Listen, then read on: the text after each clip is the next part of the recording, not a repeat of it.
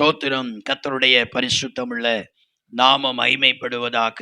ஆண்டவரும் அருமை இரட்சகரும் ஆகிய இயேசு கிறிஸ்துவின் இனிதான நாமத்தினாலே தேவனுடைய பாதத்துல கடந்து வந்திருக்கிற உங்கள் அனைவரையும் அன்போடு கூட வாழ்த்துகிறேன். கர்த்தர் உங்களை நிறைவாய் ஆசீர்வதிப்பாராக.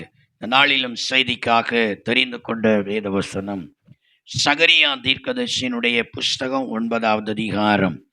சகரியா தீர்க்கதரிசியினுடைய புஸ்தகம் 9வது அதிகாரம், அதனுடைய 9வது வேத வசனத்தை ஸ்தோத்திரம் ஒருவர் சத்தமாய் வாசிப்போம். சகரியா தீர்க்கதரிசியின் புஸ்தகம் 9வது அதிகாரம், அதனுடைய 9வது வேத வசனத்தை ஒருவர் சத்தமாய் வாசிப்போம். சீயோன் குமாரத்தியே மிகவும் களிகூறு, எருசலேமின் குமாரத்தியே கெம்பீரி, இதோ உன் ராஜா உன்னிடத்தில் வருகிறார். அவர் நீதி உள்ளவரும் ரட்சிக்கிறவரும் தாழ்மை உள்ளவரும் கழுதையின் மேலும் கழுதை குட்டி ஆகிய மரியின் மேலும் ஏறி வருகிறவருமாய் இருக்கிறார். சீயோன் குமாரத்தியே மிகவும் களிகூறு, எருசலேம் குமாரத்தியே கெம்பீரி, இதோ உன் ராஜா உன்னிடத்தில் வருகிறார். அவர் நீதி உள்ளவரும் ரட்சிக்கிறவரும் தாழ்மையுள்ளவரும் கழுதையின் மேலும் கழுதை குட்டி ஆகிய மரியின் மேலும் ஏறி வருகிறவருமாய் இருக்கிறார் என்று சொல்லி சகரியா தீர்க்கதரிசி தீர்க்க தரிசனமாக இந்த வார்த்தையை விதமாக அவர் உரைத்திருக்கிறார். ஆண்டவர் ஆகிய இயேசு கிறிஸ்து அவர் இந்த பூமியில அவர் பிறப்பார். அது குறித்த வேளை வருகிற நேரத்துல அந்த ஆண்டவராய் இயேசு கிறிஸ்து அவர் ஒரு கழுதை குட்டியின் மேல அவர் பவனியாக அவர் வருவார் என்று சொல்லி தீர்க்க தரிசனமாக ஸ்தோத்திரம் இந்த சகரியா தீர்க்கதரிசி அவர் உரைத்திருக்கிறார். அவர் உரைத்த வார்த்தையின்படியே லூக்கான சுவிசேஷம் 19வது அதிகாரம் 32 35 வரைக்கும் இருக்கிற வசனங்களை நாம் வாசித்து பார்த்தால், இயேசு கிறிஸ்து இந்த பூமியில அவர் அவர் ஊழியம் செய்து கொண்டிருந்த நாட்களில தம்முடைய சீசர்களில் 2 பேரை அழைத்து அவர்களை அனுப்புகிறார். நீங்க புறப்பட்டு போங்க. போகும் பொழுது இருவழி சந்தியில ஒரு கழுதையும் அந்த கழுதையோடு சேர்ந்து ஒரு குட்டியும் கட்டி இருக்க காண்பீர்கள். அதை அவிழ்த்து கொண்டு வாருங்க. ஸ்தோத்திரம். நீங்க அதை அவிழ்க்கும் பொழுது அதற்குரியவர்கள் ஏன் குட்டியை அவிழ்க்கிறீங்கன்னு சொல்லி கேட்டா, அது ஆண்டவருக்கு வேணும் அப்படின்னு சொல்லுங்க, அப்பொழுது அதை விட்டு விடுவார்கள் என்று சொல்லி அனுப்பினார். இயேசு சொல்லி அனுப்பினது போலவே அவர்கள் போய் அந்த இருவழி சந்தியில கட்டியிருக்கிற கழுதையும் அதன் குட்டியையும் பார்த்து அந்த குட்டியை அவர்கள் அதுபோல அவிழ்த்து கொண்டு வந்தார்கள். ஸ்தோத்திரம். இயேசுவிடத்தில் கொண்டது பொழுது அவர்கள் தங்கள் வஸ்திரங்களை அந்த கழுதை குட்டியின் மேலே விரித்தார்கள். இயேசு அந்த கழுதையின் மேலே ஏறி அவர் பவனியாக எருசலேமை நோக்கி அவர் வந்தார் என்று சொல்லி கர்த்தருடைய வேதத்தில் நாம் வாசிக்கிறோம். தீர்க்கதரிசி தீர்க்க தரிசனம் உரைத்த அந்த வேத வார்த்தையின்படி அப்படியே நிறைவேறப்பட்டதை வேதத்துல நாம் வாசிக்கிறோம். கர்த்தருக்கு ஸ்தோத்திரம். ஏன் ஆண்டவராய் இயேசு கிறிஸ்து ஏன் அவர் அந்த கழுதைக்கு மேல கழுதை குட்டியை தெரிந்தெடுத்து அவர் கழுதையின் மேல ஏன் அவர் பவனியா வந்தார்? ஸ்தோத்திரம். ஏன் அவர் நல்ல ஒரு பெரிய ஒரு ஒட்டகத்தையோ, அந்த நாட்களில இன்றைக்கு இருக்கிற நல்ல வாகனங்கள் அந்த நாட்களில கிடையாது. ஸ்தோத்திரம். தூர இடங்களுக்கு பிரயாணம் போகணும்னு சொன்னா கப்பல்ல போகிறாங்க. ஸ்தோத்திரம். அதுபோக ஸ்தோத்திரம் தரை வழியாக போக வேண்டுமானா ஒட்டகத்துல போகிறாங்க, குதிரைகளுக்கு மேல போகிறாங்க, கோவேறு கழுதைகள் மேல் ஏறி போகிறாங்க. கர்த்தருக்கு ஸ்தோத்திரம். இன்னும் மிகவும் ஏழ்மையானவர்கள் கழுதையின் மேல என்ன செய்வார்கள்? அவர்கள் போவார்கள். ஸ்தோத்திரம். இந்த ஆண்டவராய் இயேசு கிறிஸ்து அவர் கழுதை என்று சொன்னா நம்ம இடத்துல எல்லாருமே அதை கொஞ்சம் அற்பமாக தான் சொல்லுவாங்க. சில நேரங்கள்ல சில பிள்ளைகளை ஸ்தோத்திரம் பெற்றோர் சொல்லும் பொழுது அட கழுதை அப்படி என்று சொல்லுவோம். கர்த்தரே ஸ்தோத்திரம். சில நேரங்கள்ல சில ஆசிரியர்கள் கூட பிள்ளைகளை அட கழுதை அப்படி என்று சொல்லி கூப்பிடுகிறத நான் பார்த்திருக்கிறேன், கேட்டிருக்கிறேன். கழுதை என்கிற வார்த்தை நிசாரமாக வருகிறது.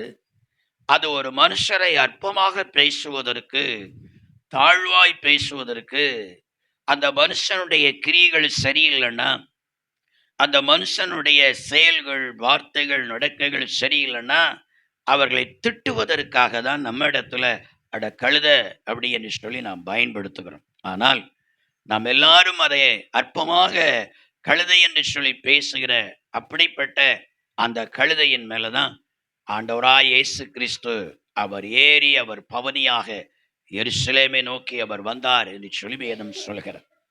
ஆண்டவராய் இயேசு கிறிஸ்து அவர் கழுதைக்கு மேல அவர் வந்தாலும் அவர் ஒரு சாதாரண ஒரு ஏழை அல்ல. ஏழை குடும்பத்தில் தான் அவர் பிறந்தார். அவர் தச்சு தொழில் தான் அவர் செய்தார். ஏழை குடும்பத்தில் வந்து பிறந்தவர், ஏழ்மை கோலத்தில் வந்து பிறந்தவர், ஒரு ஏழ்மையான மனுஷனை போல தச்சு தொழிலை செய்து ஏழ்மையாக இந்த பூமியில வாழ்ந்தவர். அவர் ஏழை அல்ல.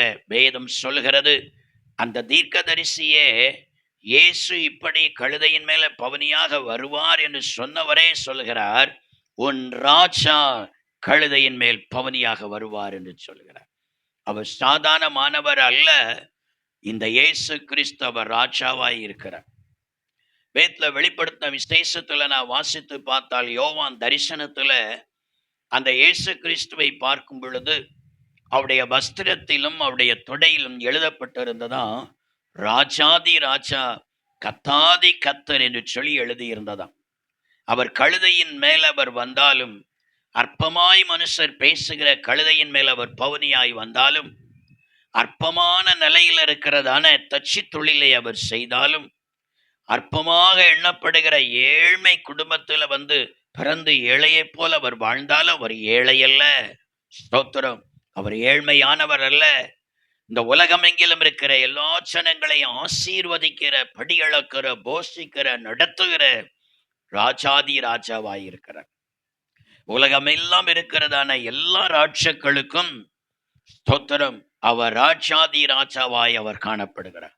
ராஜாக்களையும் ஆளுகை செய்து நடத்துகிறதான, ராஜாக்களையும் தன் கரத்தில் வைத்து தன் சித்தத்தின்படி நடத்துகிற, தனக்கு ஏற்றவர்களை தள்ளி தனக்கு ஏற்றவர்களை உயர்த்தி தனக்கு சித்தமில்லாதவர்களை தள்ளி நடத்துகிறதான பெரிய ராஜாதி ராஜாவாக நம்முடைய ஆண்டவராய் இயேசு கிறிஸ்து அவர் காணப்படுகிறார். கர்த்தருக்கு ஸ்தோத்திரம். இன்னைக்கு நம்ம கழுதையை குறித்து நாம் தியானிக்காம, கழுதையின் மேல தீர்க்கதரிசி சொன்னது போல ஏறி பவனியாக வந்தாரே அந்த இயேசு கிறிஸ்துவை குறித்து இந்த நாளில நாம் சில வார்த்தைகளை வேகமாய் 3 வார்த்தைகளை நாம் தியானிக்க போகிறோம். கர்த்தருக்கு ஸ்தோத்திரம். இந்த கழுதையின் மேல வந்த இந்த ஆண்டவராய் இயேசு கிறிஸ்து அவர் எப்படிப்பட்டவர் என்று சொல்லி தீர்க்கதரிசி அவரை குறித்து தீர்க்க தரிசனமாக அவரை உரைத்திருக்கிறார். அதே 9வது வசனத்துல சகரியா 9:9 நான் வாசித்து பார்த்தால், இதோ உன் ராஜா உன்னிடத்தில் வருகிறார், அவர் நீதி உள்ளவர் என்று சொல்கிறார். அல்லேலூயா.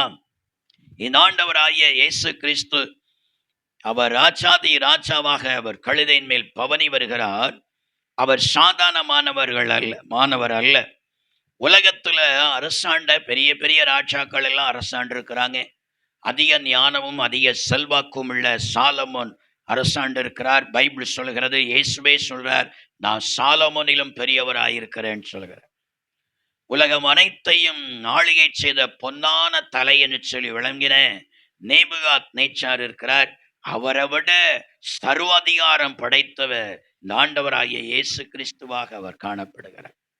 ஆனா உலகத்துல இவ்வளவு பெரிய பெரிய ராஜாக்களாக காணப்பட்டவர்கள், ஸ்தோத்திரம், ஆமா, இந்த சாலமோன் ராஜா, நேபுகாத் நேச்சார் பெரிய ராஜாக்களாக இருந்தார்கள். ஆனா அவர்களிடத்தில் தங்களுடைய வாழ்க்கையில அவர்கள் உலகத்தையே ஆண்டாலும், நல்ல ஞானம் இருந்தாலும், ஸ்தோத்திரம், செல்வாக்கு இருந்தாலும், அவருடைய ஜீவியத்தின் எல்லா காரியங்களிலும் உடைய வாழ்க்கையில நீதியான கிரியைகளை பார்க்க முடியாது. நீதியும் இருக்கிறது, சில காரியங்களில அநீதியும் இருக்கிறது. அநீதியாகவும் பல நேரங்களில் அவர்கள் தங்கள் வாழ்க்கையில அவர்கள் செயல்பட்டு இருக்கிறார். நேபுகாத் நேச்சார் அவர் அநீதியாய் செயல்பட்டார். ஸ்தோத்திரம். ஆண்டோருடைய தாசர்களை பிடித்து அக்கினி சூளையில கொண்டு போய் போட்டார். போடுகிற நேரத்துல கேட்கிற, உங்களை என் கைக்கு தப்புவிக்கத்தக்க தேவன் யாருன்னு சொல்லி கேட்டார். அநீதியான வார்த்தை. தேவன் தான் அந்த ஸ்தானத்தில் அவர் உயர்த்தி வைத்திருக்கிறார், மேன்மைப்படுத்தி இருக்கிறார். அவரையே பார்த்து கேட்கிறார், அந்த தேவன் யாருன்னு சொல்லி கேட்கிறார். அந்த தேவன் யாரு என்பதை அவருக்கு காட்டி கொடுத்தார். ஸ்தோத்திரம். அவருடைய வாழ்க்கையில அநீதியாக பேசி தேவனுடைய சனத்துக்கு விரோதமாய் செயல்பட்டதுனால அவருடைய ஸ்தானத்திலிருந்தே தேவன் அவரை தள்ளினார். 7 வருஷம் தன்னுடைய வாழ்க்கையில அவர் காட்டுல காட்டு கழுதைக்கு கூட மேய்ந்து புல்லை அவர் தின்றார் என்று சொல்லி வேதம் சொல்கிறார். ஏன்?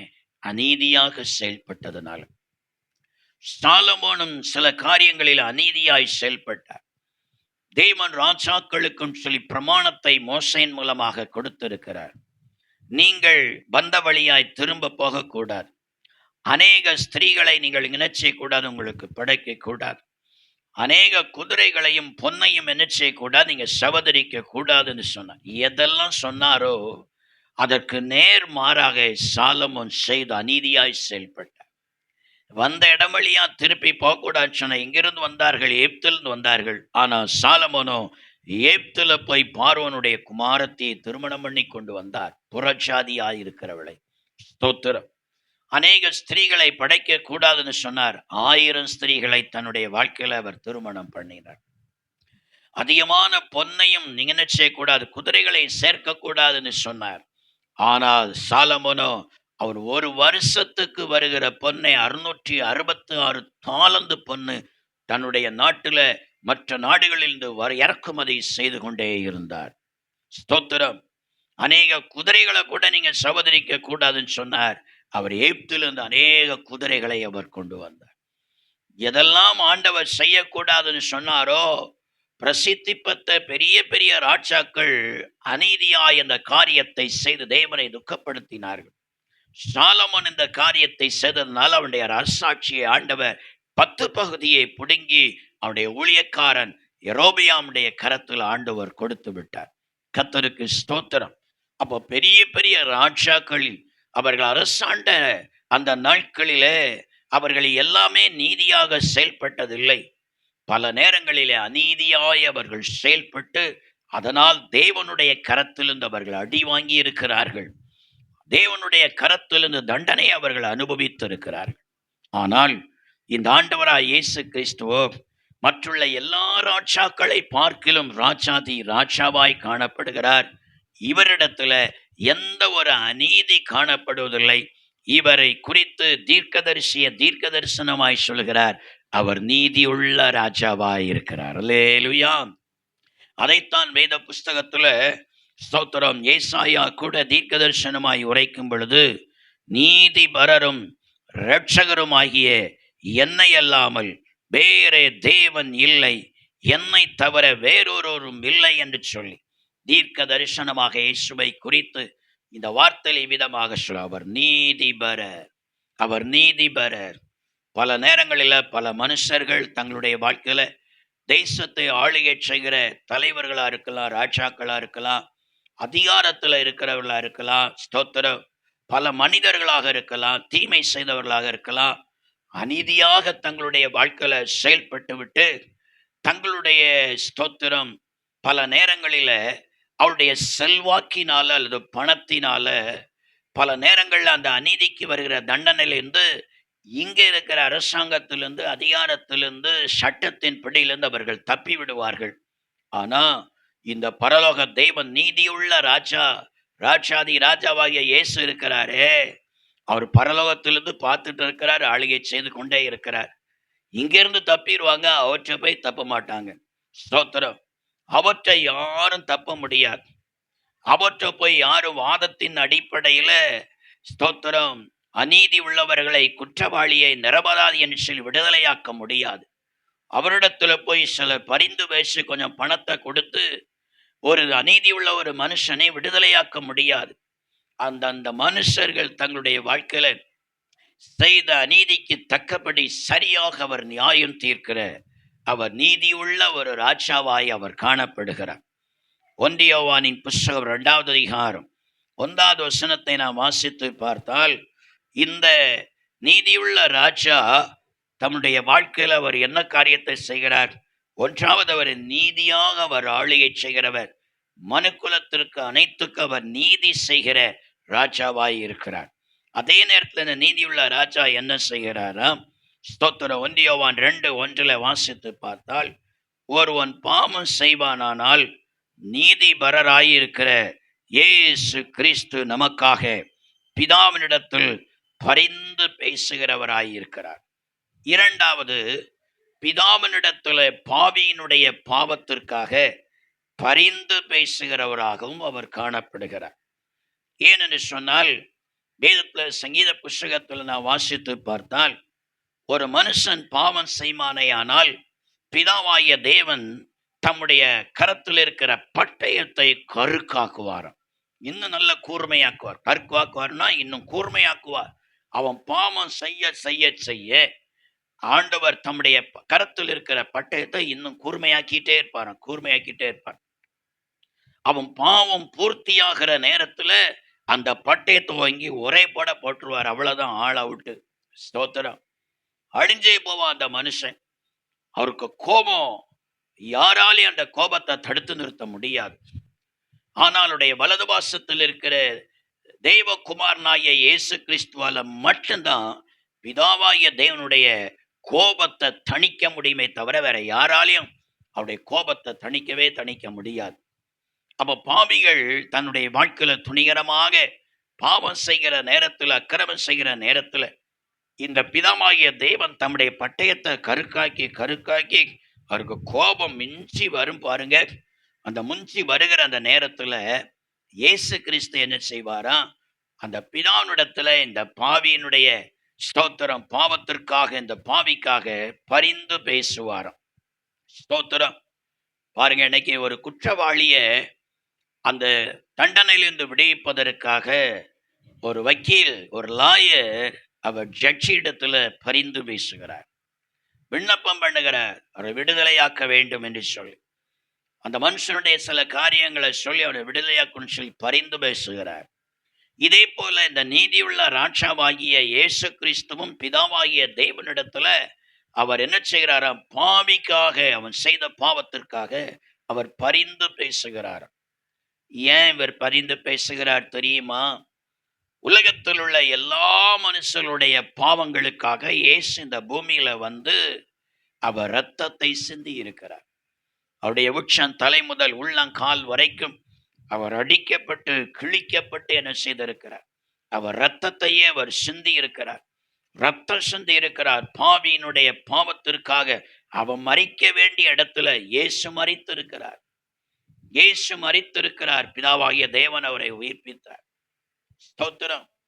அப்ப பாவியினுடைய பாவத்திற்காக இயேசு கிறிஸ்து அவர் மரித்ததுனால, தம்முடைய சொந்த இரத்தத்தை அந்த பாவிக்காக சிந்தி இருக்கிறதுனால, ஸ்தோத்திரம், இந்த பாவி பாவம் செய்கிற நேரத்துல பிதாவுக்கு கோபம் வருது. பட்டயத்தை கற்காக்குறார், ஒரே பட போட்டு கொண்டுருமான்னு சொல்லி பார்க்கிறார். ஆனா இவர் பரிந்து பேசுகிறார். ஏன்னு சொன்னால், வேதத்துல நான் வாசிக்கிறோம், ஒரு பாவம் செய்யாமல் நன்மை மாத்திரம் செய்யத்தக்க நீதிமான் இந்த பூமியில ஒருவரும் இல்லை என்று சொல்லி எழுதியிருக்கிறார். எல்லாரும் பாவம் செய்து தேவ மகிமை அற்றவர்களாய் காணப்படுகிறார்கள் என்று சொல்லி எழுதியிருக்கிறார். அப்போ பிதாவாகிய தேவன் ஒரு பாவியினுடைய பாவத்தை பார்க்கிற நேரத்துல கோபம் வந்து அவர் தீட்டின அந்த பட்டயத்தை போட்டு அந்த மனுஷனை கொன்னுட்டா அவ்வளவுதான், அந்த பூமியில யாருமே இருக்க முடியாது. ஏன்னா எல்லா மனுஷனும் பாவின்னு சொல்லி பைபிள் சொல்லுது. எல்லாரும் பாவம் செய்து தெய்வ மகிமையே அவர்கள் இழந்துட்டார்களாம். அப்ப பிதாவாகிய தேவனை அடிச்சு கொன்ன அவ்வளவு பேருமே செத்து போவாங்க. என்னை உயிரோட பாவி இருப்பதற்கு காரணமே, ஸ்தோத்திரம், அவருடைய வலது பாசத்தில் இருக்கிற இயேசு கிறிஸ்து பரிந்து பேசுகிறார். எப்படி பேசுகிறார்? அவன் பாவம் செய்கிற நேரத்துல இவர் பட்டயத்தை கருக்காக்குறார் பாருங்க. பட்டயத்தை கருக்காக்கி அவர் ஓங்குற நேரத்துல இவர் தன்னுடைய கரத்துல தான் சிந்தின இரத்தத்தை, தன் காயங்களையும் தன் சரீரத்திலிருந்து சிந்தின இரத்தத்தையும் அப்படியே பிதாவுக்கு முன்பதாக காட்டுகிறார். இந்த பாவிக்காக நான் அடிக்கப்பட்டிருக்கிறேன். இந்த பாவியினுடைய பாவத்திற்காக நான் இரத்தத்தை சிந்தி இருக்கிறேன். என்னுடைய ரத்தம் சிந்தப்பட்டிருக்கிறது. இந்த பாவி மரிக்க கூடாது என்பதற்காக நான் சிலுவையில் அந்த பாவிக்காக மரித்திருக்கிறேன். ஆகையினால அவனை விடுதலையாக்கும், ஆகையினால அவனை மன்னித்து விட்டுறோம், கொண்டு போடாதையும் பரிந்து பேசுகிறார். எவ்வளவு இரக்கம் உள்ள தேவன் பாருங்க. அந்த இயேசுவுக்கு விரோதமாக தான் இன்னைக்கு அநேகர் செயல்படுகிறார். இயேசுவின் அன்பை குறித்து, அவருடைய சுவாபத்தை குறித்து தெரிந்த ஒருவரும் இந்த இயேசுவுக்கு விரோதமா பேச மாட்டாங்க, செயல்பட மாட்டாங்க. என்னை பாவி துணிகரமா பாவம் செய்த உயிர் வாழுகிறான்னா அவனுக்காக இயேசு பரிந்து பேசுகிறார். இந்த பாவிக்காக நான் அடிக்கப்பட்டிருக்கிறேன், நான் ரத்தம் சிந்தி இருக்கிறேன், ஆகியனால் இந்த பாவிக்காக நான் மரித்திருக்கிறேன், ஆகியனால விட்டுருங்க, கொண்டு போடாதீங்க, தவணை கொடுங்க, தவணை கொடுங்க, மன்னிங்க. பிதாவாகிய தேவன் கடும் கோபத்தோடு தன் பட்டயத்தை ஓங்கினவர். இயேசு தன்னுடைய காயங்களையும் தன்னுடைய இரத்தத்தையும் காட்டும் பொழுதோ அப்படியே உள்ள உடைகிறார். ஐயோ, என்னுடைய ஒரே பேரான குமாரன் இந்த பாவிகளுக்காக இவ்வளவு அடிபட்டாரே, சரீரம் கிழிக்கப்பட்டார், இவ்வளவு ரத்தத்தை சிந்தி இருக்கிறாரு, அவ்வளவு ரத்தத்தை சிந்தி மரித்தவர் பரிந்து பேசுகிறாரே என்று சொல்லி தன் வாங்கின கையை அமைதலாக அவர் கீழே இறக்கி வைத்து விடுகிறார். ஆகையினால தான் பாவி அக்கிரமம் செய்துவிட்டு இன்னைக்கு தப்பி நடக்கிறான், உயிர் வாழுகிறான்.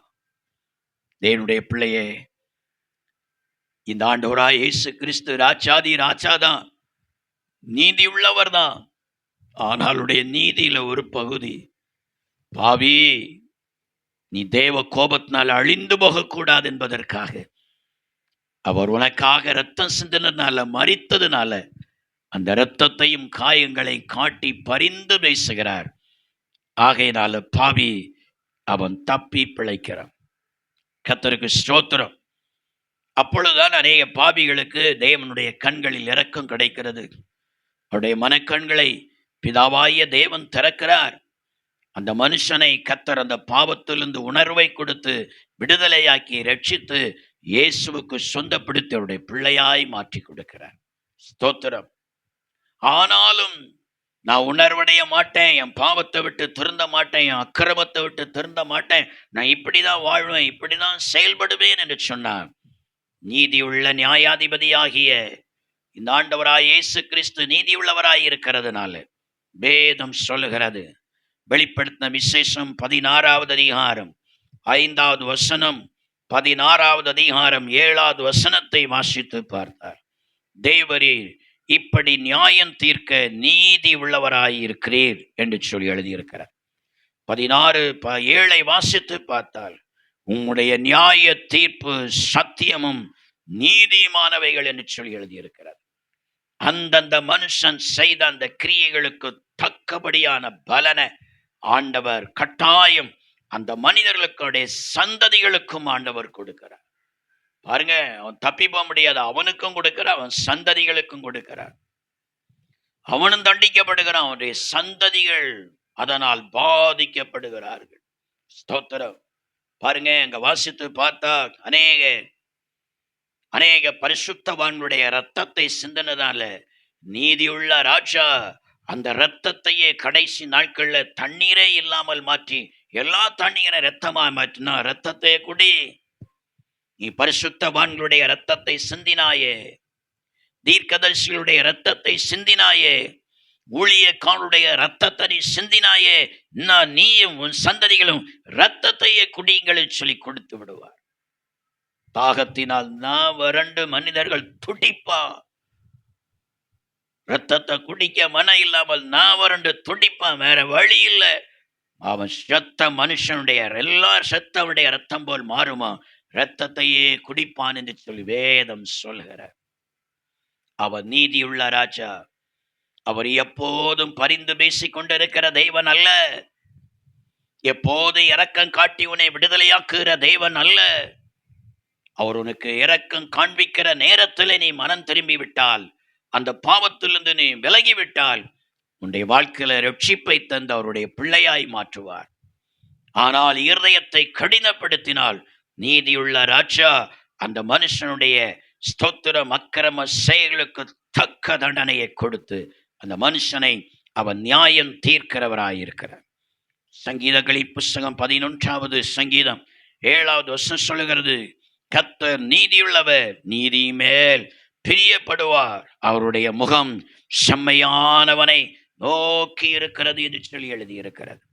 அவர் நீதியுள்ள தேவன், அவர் நீதியுள்ள ராஜா. ஸ்தோத்திரம். ஆகையினால் தன் அக்கிரமங்களிலே தொடர்ந்து துடிந்து நடக்கிறவர்கள் தங்களுடைய வாழ்க்கையில இந்த நீதியுள்ள ராஜா பரிந்து பேசி கொண்டிருக்கிற அந்த நேரத்தில் அந்த அக்கிரமங்களை விட்டு மனம் மாற வேண்டும், ரட்சிப்பை பெற வேண்டும். அவருடைய சமூகத்திலே கண்ணீர் விட்டு அழுது மனமாறினால் அந்த தண்டனைக்கு அவர்களை தப்புவித்து, தண்டனைக்கு பதிலாக ஆண்டவர் நித்திய ஜீவனை அவருடைய வாழ்க்கையிலே கொடுத்து அவர்களை உயர்த்தி கனப்படுத்தி பரலோகம் கூட்டி சேர்க்கிறார். அவர் நீதியாய் செயல்படுகிற நீதியுள்ள ராஜா. இரண்டாவதாக, இந்த ஆண்டவராகிய இயேசு கிறிஸ்துவை குறித்து இந்த கழுதையின் மேல் அவர் பவனி வந்தால் அவர் எப்படிப்பட்டவராயிருக்கிறார்? வேதம் என்ன சொல்லுகிறது? அவர் ரட்சிக்கிறவராயிருக்கிறார். ஸ்தோத்திரம். அவர் ரட்சிக்கிறவர். ஒன்று நீதி உள்ளவர், இரண்டாவது இந்த ராஜா ஜனங்களை ரட்சிக்கிறவர். ரட்சிக்கிறவர். அவர் பிறப்பதற்கு முன்பதாகவே மரியாளுக்கு தரிசனமான வேளையிலும் யோசேப்புக்கு தரிசனமான வேளையிலும் தேவதூதனே அவரை குறித்து சொல்கிறார். மத்தேயு சுவிசேஷம் 1வது அதிகாரம் 21வது வசனத்தை வாசித்து பார்த்தால், அவர் தமது ஜனங்களின் பாவங்களை நீக்கி அவர்களை ரட்சிப்பார் என்று சொல்லி அங்கு எழுதியிருக்கிறார். ஸ்தோத்திரம். தேவதூதனே இயேசுவை குறித்து பிறப்பதற்கு முன்பதாகவே யோசேப்புக்கு சொல்கிறார். அவர் சாதாரணமானவரா நினைக்காத, மரியாளுடைய வயிற்றில் உருவாகி இருக்கிறவர. ஏன் அவருக்கு இயேசுவின் பேரு? அவர் ரட்சிப்பார். அவர் தமது ஜனங்களுடைய பாவங்களை எல்லாம் நீக்கி அவர்களை ரட்சிப்பார் என்று சொல்லி எழுதியிருக்கிறார். ஆகையினாலதான் அந்த ரட்சிப்பு கிடைத்தது நல்லதான். 1 தீமோத்தேயுடைய புஸ்தகம் 1வது அதிகாரம் 15வது வசனத்துல அப்போஸ்தலனாகிய பவுல் சொல்லுகிறார் பாருங்க. ஸ்தோத்திரம். பாவிகளை ரட்சிப்பதற்காய் கிறிஸ்து இயேசு உலகத்தில் வந்தார் என்று சொல்லி எழுதியிருக்கிறபடி நான் பாவிகளில் எல்லாம் பிரதான பாவியாய் இருந்தேன் என்று சொல்லி அவர் சொல்லுகிறார். பாருங்க, பவுல் தன் வாலிப நாட்களில பிரதான பாவிகளில் எல்லாம் பிரதான பாவி என்று சொல்கிறார். என் வயதுக்கு உட்பட்ட எல்லாரை பார்க்கலும் கொடூரமானவனாய் வாழ்ந்த ஒரு பாவியாய் ஜீவித்தேன் என்று சொல்லி அப்போஸ்தலனாகிய பவுல் சொல்கிறார். சவுல் என்கிற பெயரோட தேவனுடைய சபைக்கு விரோதமாக, தேவனுடைய ஊழியக்காரர்களுக்கு விரோதமாக, தேவனுடைய ஜனங்களுக்கு விரோதமாக கொடூரமாய் செயல்பட்ட ஒரு மனிதன் தான் சவுல். அவர் சொல்ற, நான் பிரதான பாவி, அதிக பாவம் செய்து, ஆனா அந்த இயேசு கிறிஸ்துடைய கண்களில் எனக்கு கிருபை கிடைத்தது.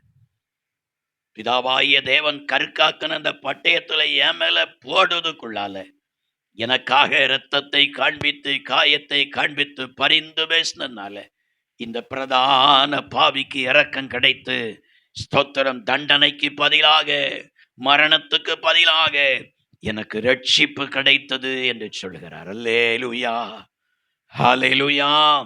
கர்த்தருக்கு ஸ்தோத்திரம். அவர் ரட்சிக்கிறவராய் இருக்கிறார். என்னென்ன காரியத்திலிருந்தெல்லாம் அவர் ரட்சிக்கிறார்? மனுஷன் செய்த ஒவ்வொரு பாவத்திலிருந்து அந்த மனுஷனை ரட்சிக்கிறார். ஸ்தோத்திரம். இரண்டாவது எதிலிருந்து அவரை ரட்சிக்கிறார்?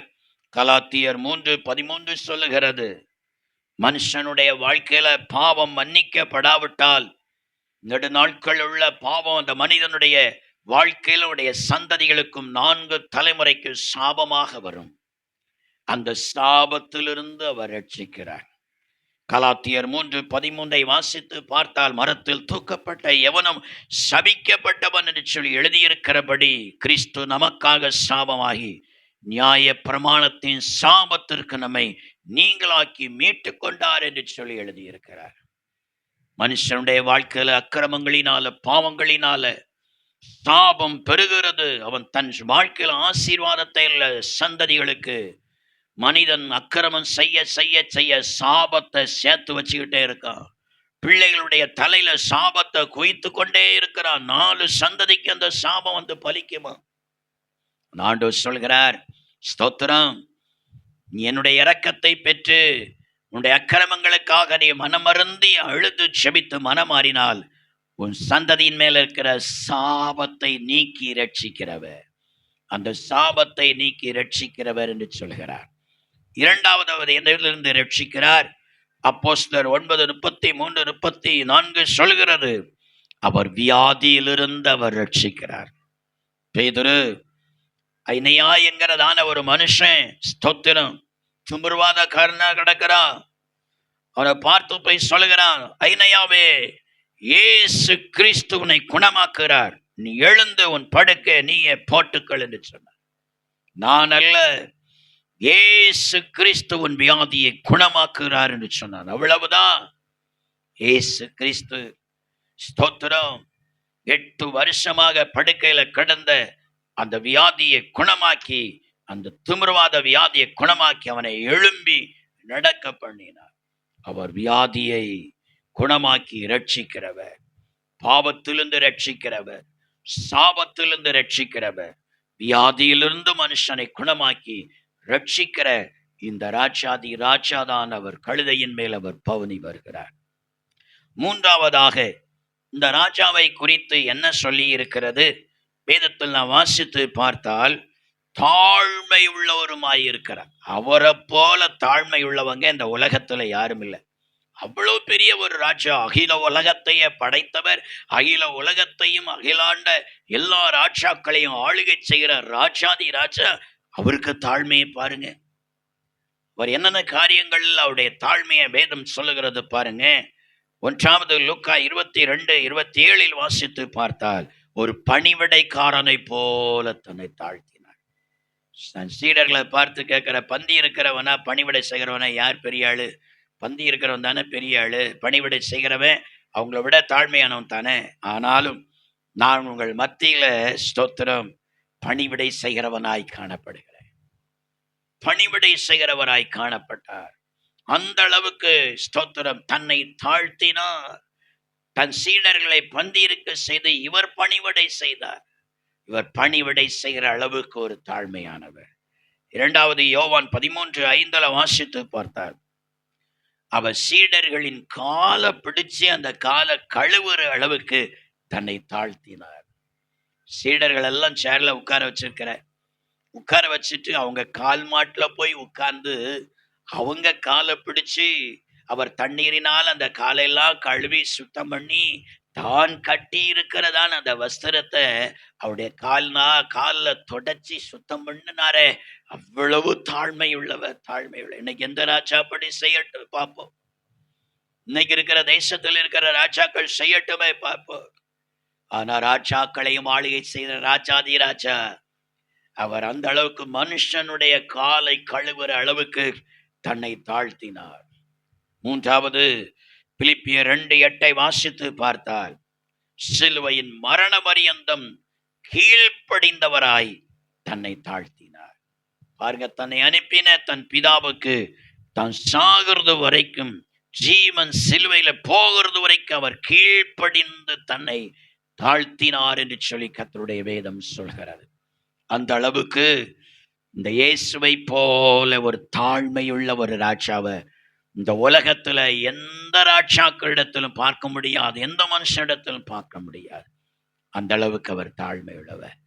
அப்படிப்பட்ட ஒரு ராஜா தான் அவர். ஸ்தோத்திரம், கழுதையின் மேல ஏறி பவனியாக வந்தார். இது அவருடைய தாழ்மையை குறிக்கிறது. தன்னை தாழ்த்துவதற்கு அடையாளமாக அவர் வந்தார். தேவனுடைய பிள்ளைகளே, ஸ்தோத்திரம், அவர் கழுதையின் மேல் அவர் வந்தாலும், ஒன்றாவது அவர் நீதி உள்ள ராஜாவாய் இருக்கிறார், இரண்டாவது அவர் ரட்சிக்கிறவராய் இருக்கிறார், மூன்றாவது தாழ்மை நிறைந்தவராய் இருக்கிறார். இந்த ஆண்டவராய் இயேசு கிறிஸ்துவ நீங்களும் உங்க வாழ்க்கையில நீங்க ஏற்றுக்கொண்ட அந்த வார்த்தைகளுக்கு கீழ்ப்படிந்து நடந்தா, ஸ்தோத்திரம், உங்களுக்கும் கர்த்தர் அவர் நீதி செய்வார். ஸ்தோத்திரம், உங்களையும் உங்கள் சந்ததிகளையும் அவர் ரட்சிப்பார். ஸ்தோத்திரம், நீங்களும் உங்கள் வாழ்க்கையை கிறிஸ்துவுக்கு முன்பதாக தாழ்த்தினா உங்களை மேன்மைப்படுத்தி நித்திய ஜீவனை கூட கர்த்தர் தந்து அந்த பரலோக ராஜ்யத்துல கூட்டி சேர்ப்பார். அமிதமாய் வாழ்வதற்கு நம்மை அர்ப்பணித்து அந்த இயேசுவை போல வாழ்ந்து அந்த நித்திய ஜீவனை சுதந்தரித்துக் கொள்வோமா? கர்த்தர் நம்மை ஆசீர்வதிப்பாராக.